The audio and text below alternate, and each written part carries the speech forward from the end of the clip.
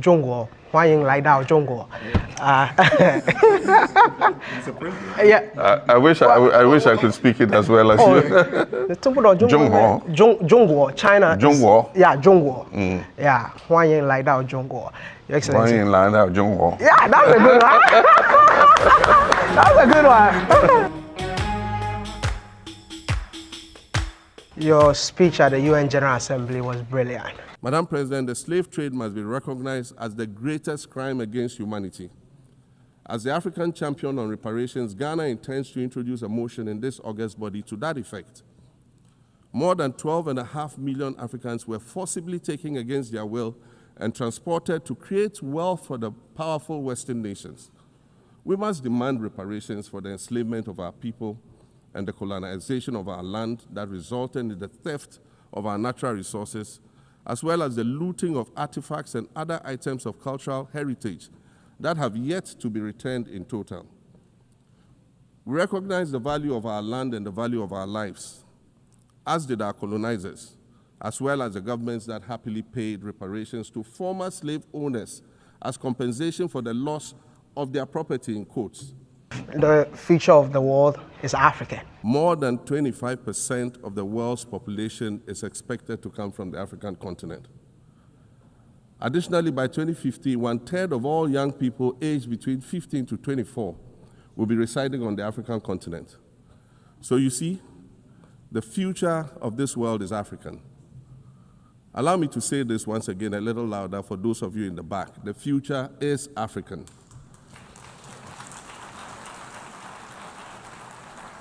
Can you tell us more about that? Because a lot of Africans felt like Nkrumah is back again. Well, when you speak from the heart, that's how it comes across. And I meant every word in there. I talked about reparations. I talked about the global system and how it is changing and how it has been unjust to Africans.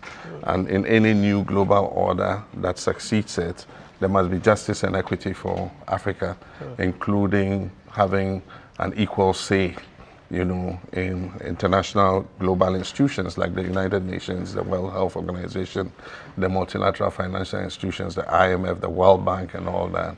Africa must have a greater say in all these institutions. Aside from that, the current world order is rigged against Africa. And so if you look at the colonial patterns of trade that were established by our colonial masters, they are the same patterns of trade.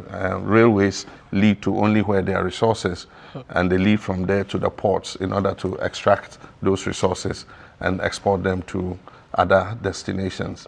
We continue to live as colonial slaves. Let me call it neo-colonial slaves, because we have a flag and we have independence, but still the system is rigged such that we have to export materials raw to our former colonial masters. They use those resources, you know, to produce manufactured and finished goods, and then determine the prices of those goods and export them back to us. But when we export the raw materials, we don't determine the price. We don't determine the price of cocoa. We don't determine the price of gold.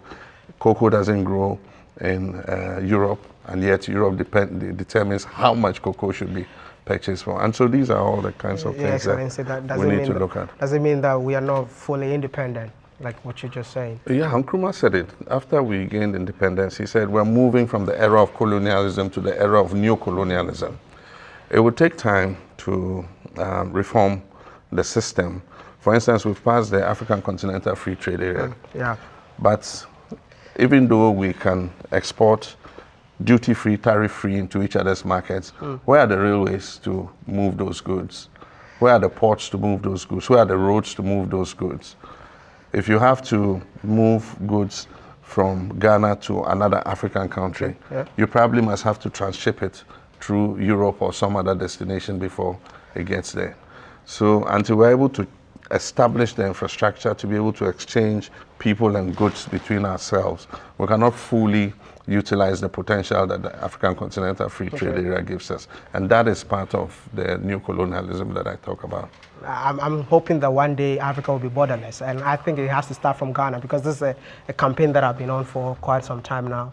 I'm hoping that one day you. Well, West Africa has been borderless for a long time.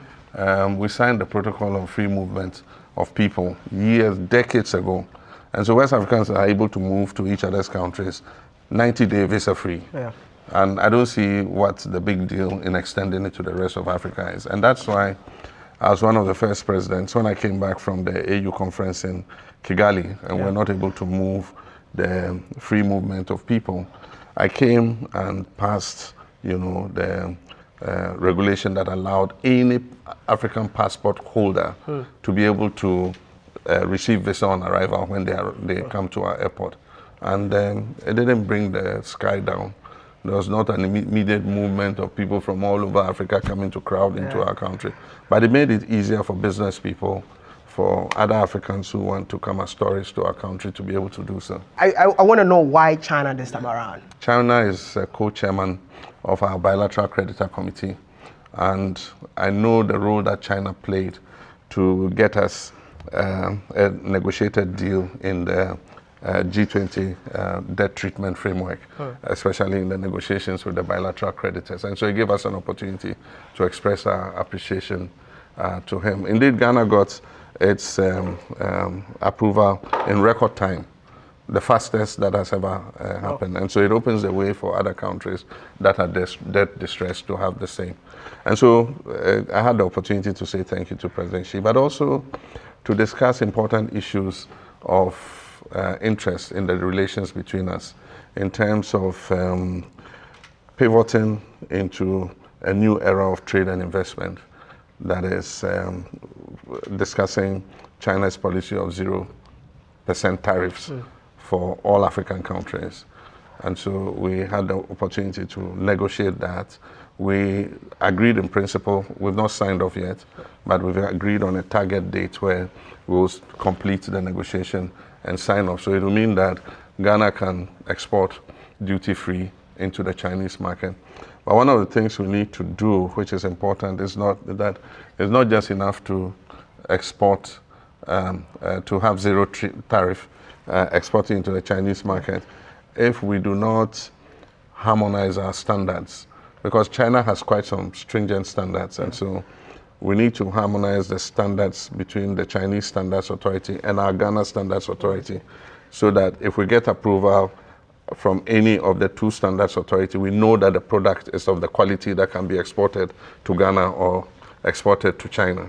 And so that will be the next stage after we sign off on the zero tariff. But we also had the opportunity to discuss issues of bringing Chinese investment into Ghana. We want to position Ghana as the gateway to Africa. And so we're creating Ghana as the hub. Right now we have an expanded port and new ports. Phase 1, Phase 2 have been completed. We have one of the most efficient ports, top 10 ports in Africa. And I believe that there's a time. Our economy is doing well, it's stable, interest rates have come down, inflation has come down, our currency has stabilized. Yeah. So there's a time to attract Chinese investors, indeed Asian investors and investors from other locations to come and create Ghana as their hub for manufacture and export into other African countries and to the rest of the world. Your Excellency, Shisheni. Shisheni. All right. The moment that I was done with the interview with the president, the China National TV also wanted to have a session with me, and the president made this comment. The interviewer That was really interesting.